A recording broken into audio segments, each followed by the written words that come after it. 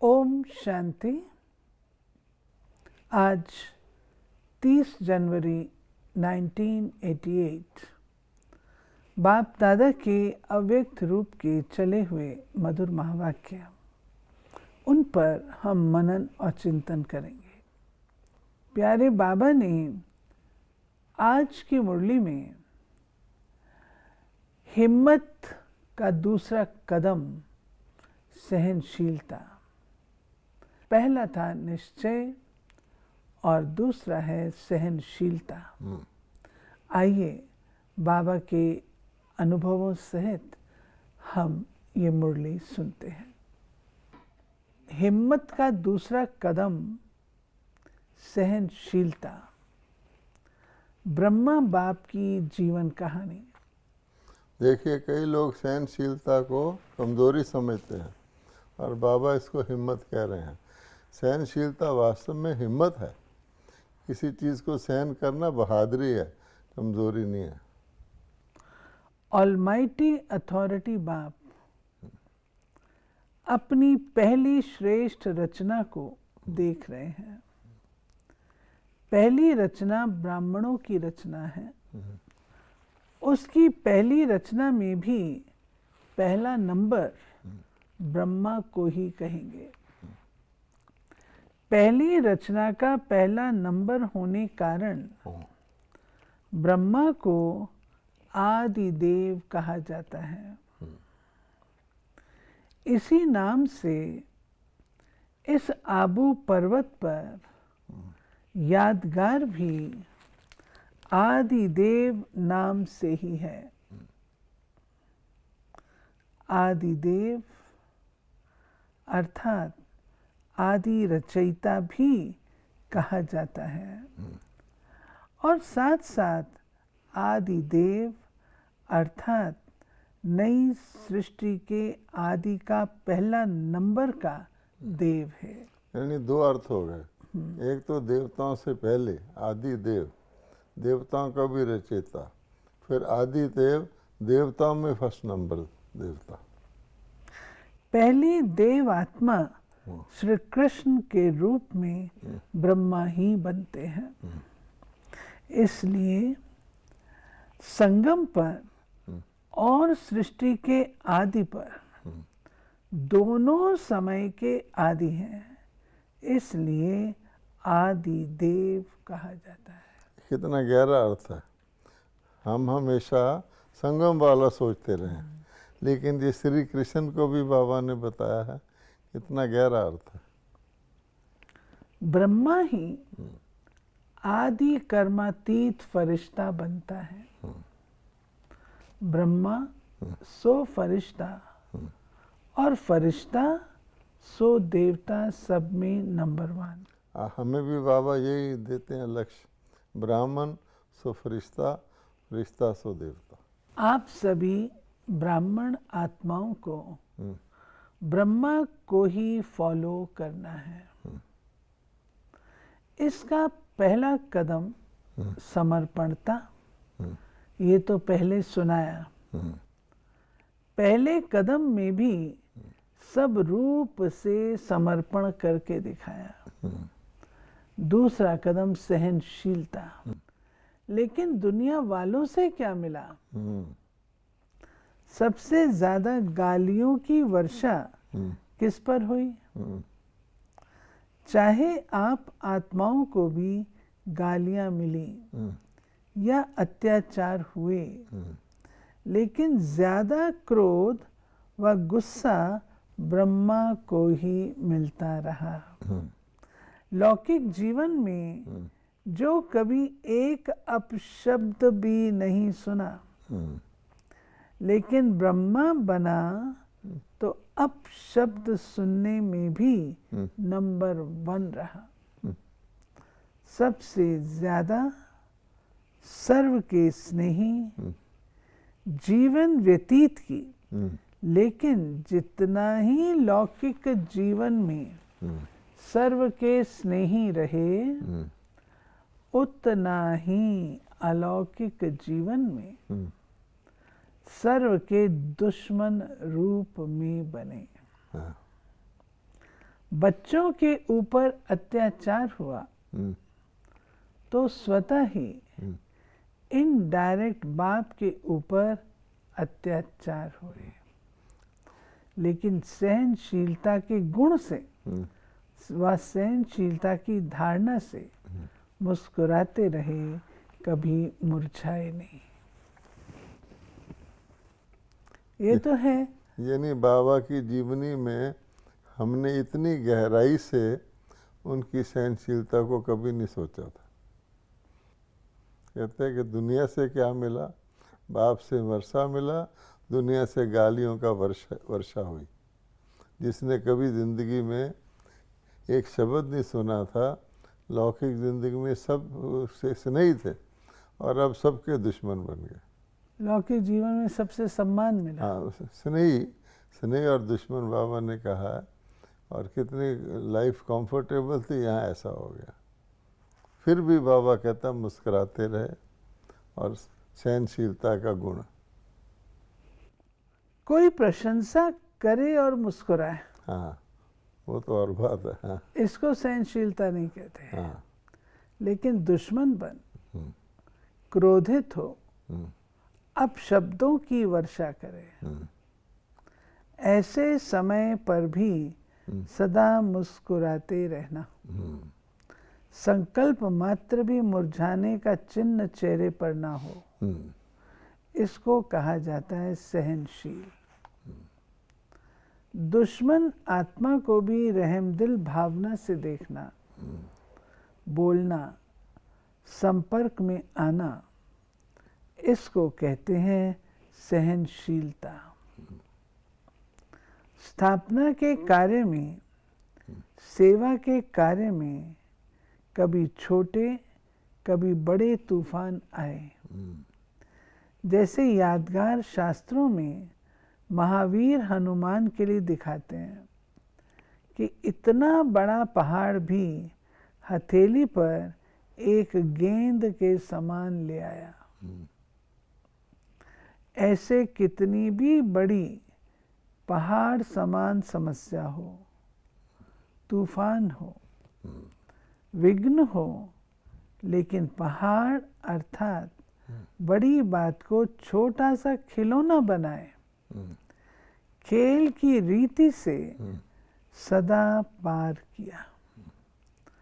वह बड़ी भारी बात को सदा हल्का बनाए, स्वयं भी हल्के रहे और दूसरों को भी हल्का बनाया।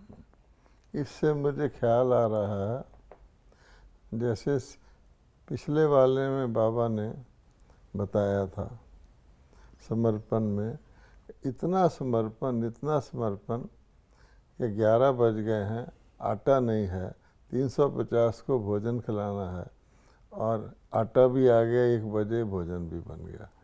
इतना, यानी और कोई, बाबा कहते पॉइंट ये है, और कोई होता तो ज़रूर थोड़ा बहुत तो चिंता करता।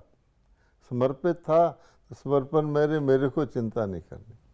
ऐसे ही अभी वो कह रहा है कि सहनशीलता, ये ऐसी सहनशीलता कि बिल्कुल ही खेल। तो जो बाबा हमको कहते हैं सृष्टि एक नाटक है, ड्रामा में विश्वास करो, तो ड्रामा में जो नाटक में विश्वास करता है, खेल समझता है, तो उसको तो कभी भी ये फील नहीं होना चाहिए कि मुझे सहन करना पड़ा।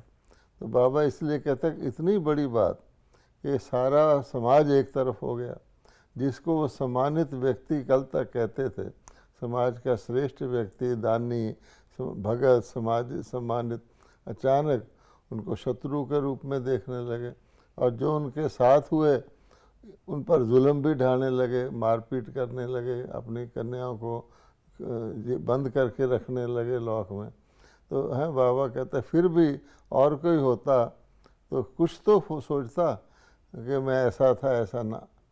सहनशीलता से मुस्कुराता रहा और नाटक समझ के बड़ी बात को छोटा, पास हो गई वो। ब्राह्मण होकर कोई ज़रा सी छोटी बड़ी बात में चिंता में लग जाए, नाटक अर्थात उसको ड्रामा का पूरा निश्चय नहीं है और उसमें सहनशीलता की कुछ कमी है।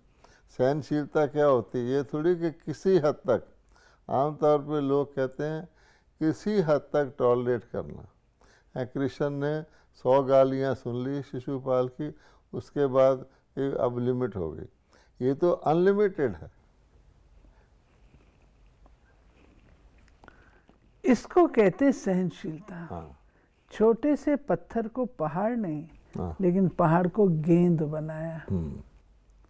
विस्तार को सार में लाना, यह है सहनशीलता।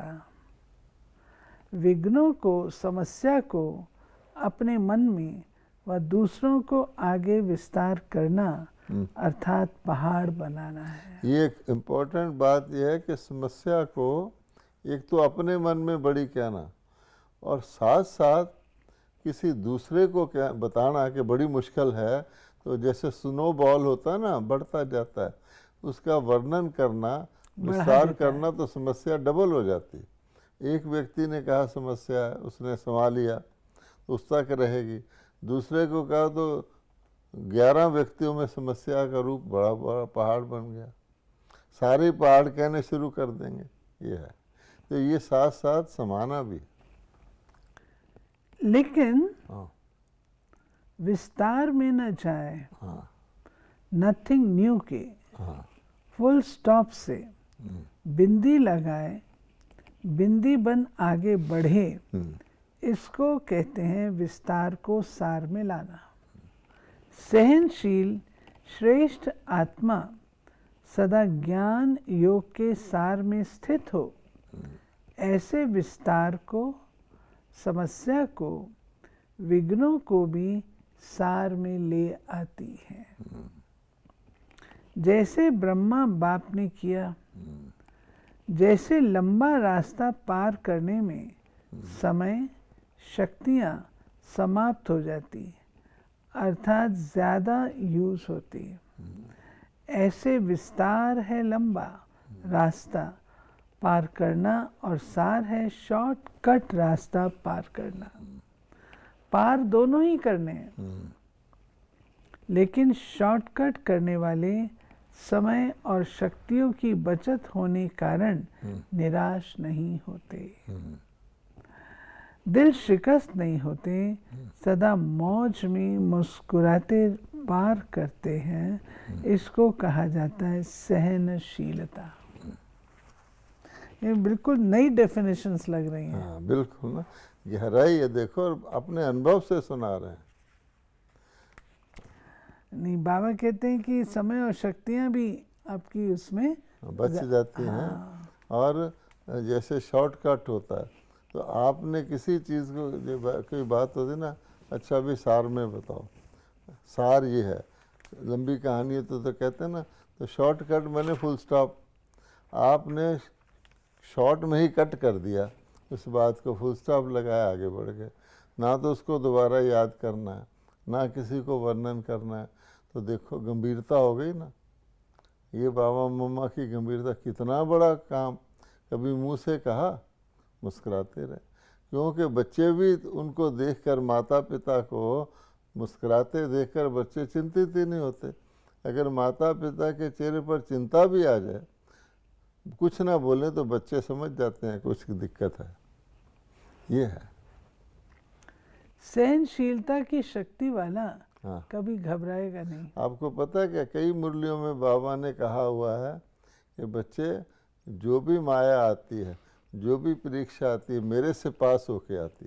सामने मैं हूँ, मेरे से पास हुए बगैर आपके पास नहीं आती। तो ये दिखाई दे रहा है। सहनशीलता की शक्ति वाला कभी घबराएगा नहीं। हाँ, कि क्या ऐसा भी होता है क्या? हाँ, सदा संपन्न होने कारण ज्ञान की, याद की गहराई में जाएगा। अब इसी को कहते हैं ना घबराना, मैंने हिम्मत। लोग समझते सहनशीलता कमजोरी है। आजकल के लोग ये समझते हैं कि जो सहन करता है, लोग समझते हैं तो बुद्धू है। लेकिन बाबा कहते हैं इसमें हिम्मत है, घबराता नहीं है। इसीलिए इसको हिम्मत का बाबा ने दूसरा कदम कहा। घबराने वाला कभी गहराई में नहीं जा सकता। सार वाला सदा भरपूर होता है, इसलिए भरपूर संपन्न चीज की गहराई होती है। तो इसका सार ये निकलता है, अगर आप किसी भी चीज़ की गहराई में जाओगे तो आप घबराओगे नहीं।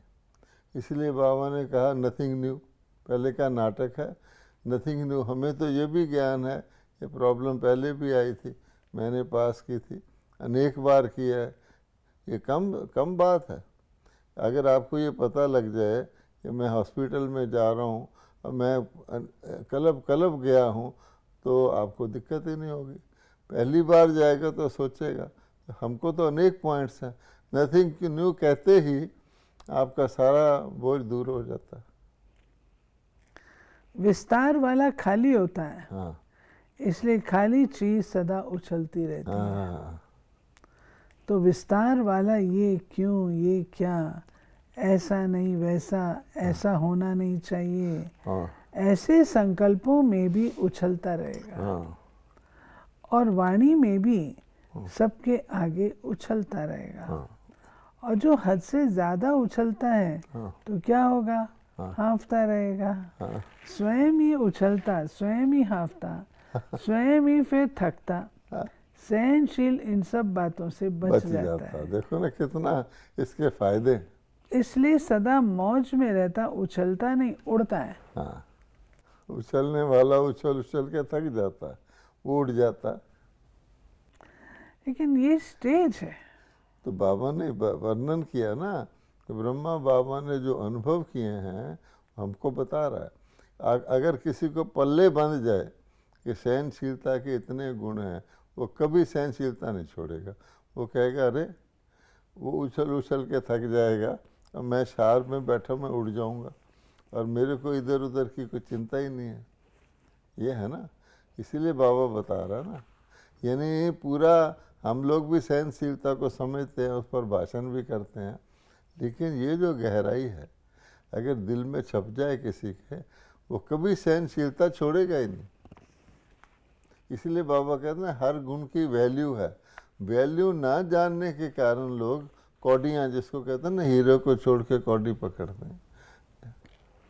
दूसरा कदम सहनशीलता, ये ब्रह्मा बाप ने चल करके दिखाया। अब देखिए गुलजार दादी है, अच्छा आप 10 लोग मीटिंग कर रहे होंगे, कुछ कर रहे होंगे, तो एक कह रहा है, दूसरा उसके ऊपर सोच रहा है, फिर अपनी बुद्धि चला रहा है। कईयों को थोड़ा बुद्धि का होता है कि मैं इस बात को अपनी बुद्धि से और अलग करके बताऊं, वो मुस्कुराती रहती है चुपचाप। एंड में खुद लोग कहते हैं दादी एक शब्द तो बोलो, तो सारे काम मीटिंग का सार वो 3 शब्दों में बयान कर देती है। सहनशीलता है ना। और सहनशीलता के कारण बाबा ने उसको रथ बनाया, 14 घंटे बैठी रहे। और औरों को बनाता तो 2 घंटे बाद उठ जाते वो। ये है ना, सदा अटल अचल सहज स्वरूप में मौज से रहे, मेहनत से नहीं। अटल अचल रहे, सहज अटल रहे, सहज रहे। ऐसा भी नहीं, लोग समझते हैं सहनशीलता में हमें तकलीफ होती है। ये आप नोट करिए इस बात से, लोग समझते हैं सहनशीलता में कुछ ना कुछ सहन करना पड़ता। बाबा कहते हैं नहीं, ये सहनशीलता की शक्ति ऐसी है, ये आपको सहज बना देती है। जैसे लोग कहते हैं ना, एक चुप 100 सुख, फॉर एग्जाम्पल। तो अगर आप किसी बात को बढ़ाओ, कोई करे फिर आप उत्तर दो, फिर वो दे। अगर किसी जगह आप सोचो चुप रह जाओ तो बात ख़त्म हो जाएगी, आप सुखी हो गए, आगे बढ़ी नहीं। ऐसे ही कहते हैं 2 हाथ से ताली बजती है। अच्छा, किसी ने आपको ताली बजाने के लिए हाथ बढ़ाया, आप हाथ लगाओ ही ना तो ख़त्म। तो इसलिए ये बड़ी इम्पॉर्टेंट चीज़ है कि अपनी साइड पर दूसरे को अधिकार है कुछ भी करे, है ना। जैसे आप क्लास में कह रहे थे, चाहे कोई गुगली फेंके या कुछ फेंके, लेग ब्रेक फेंके, उसको अधिकार है, मैं तो नहीं कह सकता, पर मुझे उसको कैसे डील करना है तो मेरे हाथ में है। तो सहनशीलता एक ऐसी शक्ति है जो हर बड़े से बड़ी तूफान को भी समेट देगी। देखो सहन के साथ शील शब्द लगा हुआ, लोग सहन शब्द को इम्पोर्टेंस देते, जो नीचे शील है ना उसको नहीं देते। It is an art. जैसे आप देखेंगे कभी गेंद को कैच करना हो अगर आप फ्लैट हाथ रखेंगे गेंद उछल के चला जाएगा। आप गेंद को कैच करके थोड़ा नीचे को रखते हैं तो उसकी जो स्पीड होती है उसको आप बियर कर लेते हैं। ऐसे ट्रेन से उतरना हो आपने, किसी ने चलती ट्रेन से, तो आगे को उतरता है तो वो बच जाता है। अगर फ्लैट उतरेगा गिर जाएगा, पीछे को उतरेगा तो बिल्कुल ही उसको चोट लग जाएगी। तो इसलिए उसकी स्पीड को देखकर ये एक आर्ट है कि मुझे चलती ट्रेन से अगर उतरना है तो मुझे थोड़ा आगे को इस तरफ उतरना है। तो ये आर्ट है ना, इसको कोई सहनशीलता थोड़ी कहेगा। अगर आपने गेंद को कैच करना है, अगर आपने उसको कैच करके थोड़ा नीचे को पकड़ना है नहीं तो गेंद उछल जाएगा। ये आर्ट है या सहनशीलता है? It is an art of living, नाम उसका रखा हुआ। तो बाबा कह रहे हैं इसका अनुभव 14 वर्ष तपस्या करने वाले बच्चों ने किया। बाबा के साथ देखा। 14 वर्ष महसूस हुए या कुछ घड़ियां लगी, मौज से रहे या मेहनत लगी। अब देखो, टाइम पास करना कितना मुश्किल होता है। सबसे ज़्यादा मुश्किल टाइम पास करना होता है। अब दुख में आदमी का टाइम क्या होता है? बीतता नहीं। बहुत बढ़ जाता है। दुख की घड़ियाँ बीतती नहीं और सुख की घड़ियाँ उड़ जाती हैं। निशानी है ना। अब बाबा कहता है 14 वर्ष थोड़ी बात नहीं, राम का वो वनवास दिखाते हैं 14 वर्ष। ये बाबा कहते हैं आपने मैंने मधुबन में रखा। 14 वर्ष थोड़े नहीं होते, लेकिन हंसते हंसते पास ऐसे पता ही नहीं लगा जैसे 14 दिन बीते हैं। तो खुशी होगी तभी बीते होंगे ना। तो सहनशीलता के कारण, बाबा की सहनशीलता के कारण, उसके अनुसार बच्चों की सहनशील चिंता ही नहीं। अब पाकिस्तान बन गया तो पाकिस्तान से सारे और लोग तो भाग गए कि हमें मार देंगे। हम बाबा ने कहा नहीं, और उन्होंने खुद कहा आप तो अल्लाह लोग के बंदे, आप यहीं रहो। कई साल पाकिस्तान में रहे। वो तो ड्रामानुसार आए, वो तो सब सप्लाईज देते थे, पूरा ध्यान रखते थे। ऐसे लोगों को भी अगर ये फील हो सकता है कि अच्छे लोग हैं, तो क्या सहनशीलता के है ना परिणाम। अगर आप अपने मन में ही धारण कर लो हम तो पराए देश में बैठे हैं, पता नहीं हमारे साथ क्या हो जाए, तो आप रह ही नहीं सकते वहाँ। तो बाबा कहते हैं मौज से रहे या मेहनत लगी। वैसे स्थूल मेहनत का पेपर भी खूब लिया। कहाँ नाच से पलने वाले और कहाँ गोबर के गोले भी बनवाए। मैकेनिक भी बनाया, चप्पल भी सिलवाई, मोची भी बनाया ना, माली भी बनाया। लेकिन मेहनत लगी या मौज लगी, सब कुछ पार किया, लेकिन सदा मौज की जीवन का अनुभव रहा। मौज के अंदर जो है व्यक्ति फील नहीं करता। अब ऐसे गोबर के थापियाँ बनाते हैं। अब मान लो एक इंग्लैंड से या अमेरिका से कोई टूरिस्ट आ जाए, वो गांव में जाके देखे ये लोग ऐसे बना रहे हैं, अच्छा वो कहे थोड़ा मैं भी बनाता हूँ। अब वो गोबर में हाथ डालेगा, बनाएगा, उसको खुशी होगी या फील करेगा, क्योंकि वो एक मौज, एक एक्सपेरिमेंट कर रहा है। इसीलिए बाबा कहते हैं मैंने तो ऐसे करवाया। सब कुछ पार किया, लेकिन सदा मौज की जीवन का अनुभव रहा। जो मुझे वो भाग गए, जो मौज में रहे वो अनेकों को मौज की जीवन का अनुभव करा रहे हैं। अभी भी अगर वही 14 वर्ष रिपीट करें तो पसंद है ना। बाबा कहता अब भी सबको कहें कि दोबारा 14 वर्ष करो तो पसंद है ना। अभी तो सेंटर पर अगर थोड़ा सा स्थूल काम भी करना पड़ता है, सो तो इसीलिए संन्यास किया। क्या हम इस काम के लिए हैं? मौज से जीवन जीना, इसको ब्राह्मण जीवन कहा जाता है। चाहे स्थूल साधारण काम हो, चाहे हजारों की सभा बीच स्टेज पर स्पीच करनी हो, दोनों मौज से करें। इसको कहता है मौज की जीवन जीना। मुझे नहीं, हमने तो समझा नहीं था सरेंडर होना अर्थात ये सब करना होगा। मैं तो टीचर बन के आई हूँ, स्थूल काम करने के लिए थोड़ी संन्यास किया है। क्या यही ब्रह्मा कुमारी जीवन होती है? इसको कहते मूंझने वाली जीवन। ब्रह्मा कुमारी बनना अर्थात दिल की मौज में रहना, न कि स्थूल मौजों में रहना। दिल की मौज से किसी भी परिस्थिति में, किसी भी कार्य में मूंझने को मौज में बदल देंगे। और दिल के मूंझने वाले श्रेष्ठ साधन होते भी, स्पष्ट बात होते भी, सदा स्वयं मूंझे हुए होने के कारण स्पष्ट बात को भी मुंझा देंगे। अच्छे साधन होते हुए भी साधनों से मौज नहीं ले सकेंगे। ये कैसे होगा, ऐसे नहीं होगा, इसमें खुद भी मूंझेगा, दूसरे को भी मूंझाएगा। जैसे कहते हैं ना, सूत मूंझ जाता है तो मुश्किल सुधरता है। अच्छी बात में भी मूंझेगा तो घबराने वाली बात में भी मूंझेगा। क्योंकि वृत्ति मूंझी हुई है, मन मूंझा हुआ है, तो स्वतः ही वृत्ति का प्रभाव दृष्टि पर, और दृष्टि के कारण सृष्टि भी मूंझी हुई है। ब्रह्मा कुमारी जीवन अर्थात, कितनी शानदार पॉइंट है। ब्रह्मा कुमारी जीवन अर्थात ब्रह्मा बाप समान मौज की जीवन, लेकिन इसका आधार है सहनशीलता। तो सहनशीलता की इतनी विशेषता है। इसी विशेषता के कारण ब्रह्मा बाप सदा अटल अचल रहे।